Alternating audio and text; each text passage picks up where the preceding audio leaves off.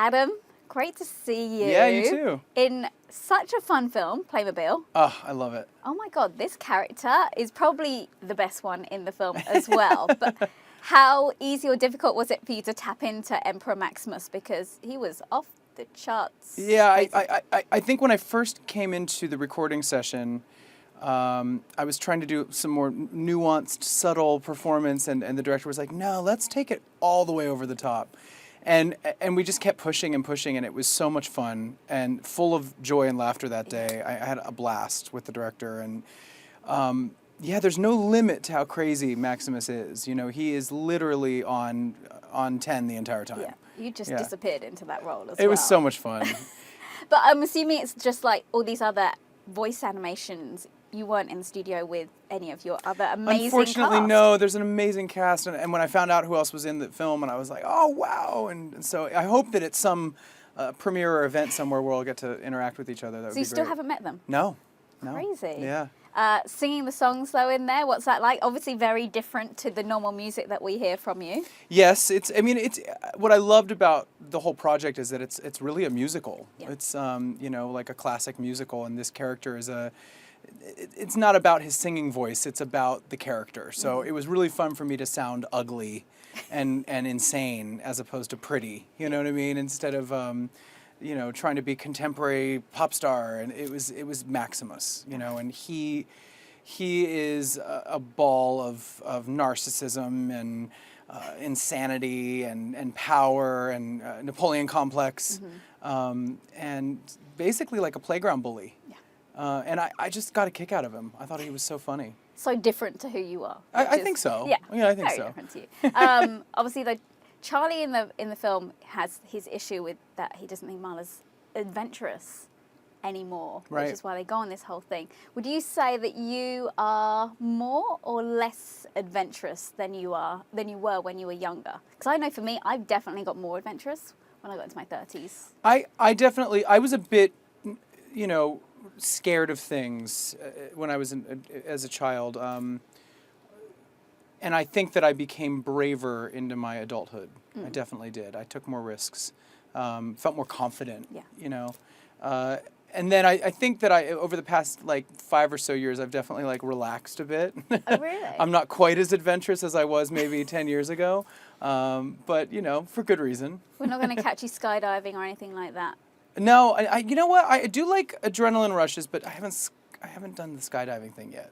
It's the best thing No, ever. that kind of scares me. No, it's the best thing. But I'm not saying that I won't. Just never say never. Good. I've done other things. I've done zip lining. That's fun. That's fun. That's really fun. It's yeah. fun. Yeah. Safe. Safer. Yeah. Yeah. For sure. Obviously, Playmobil, we all know in this country, is such a huge toy anyway, which they've made into the film. How familiar are you guys with it in America?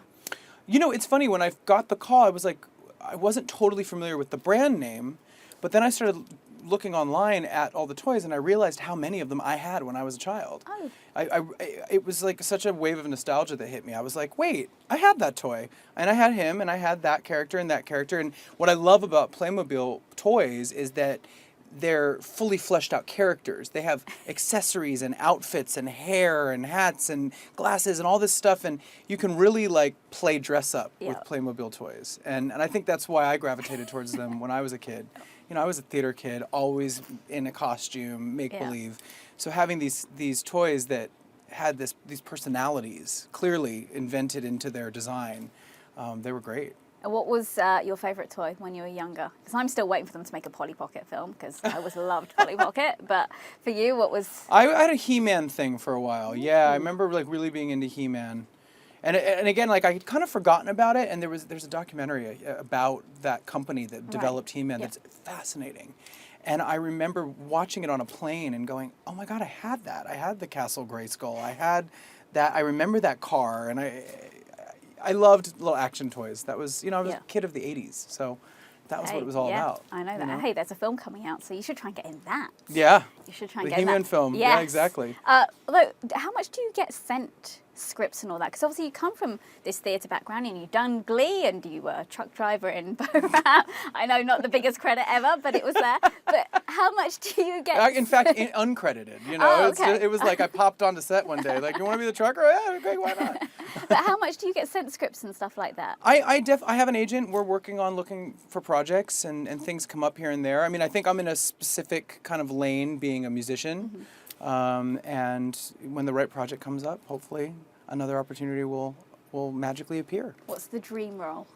I don't know. I don't know what the dream role is, but I would like to, I think doing something in a musical would be really interesting, something that allowed me to sing. Yeah. I think that would probably be a good fit. Yeah. But not necessarily only that. I mean, I'm a big fan of television and film. I watch a lot, and I think it would be fun to be a part of a project where it was a little left of center, something really weird and out there. Yeah. I'm always drawn to that kind of stuff. Let's stop in the school, homecoming.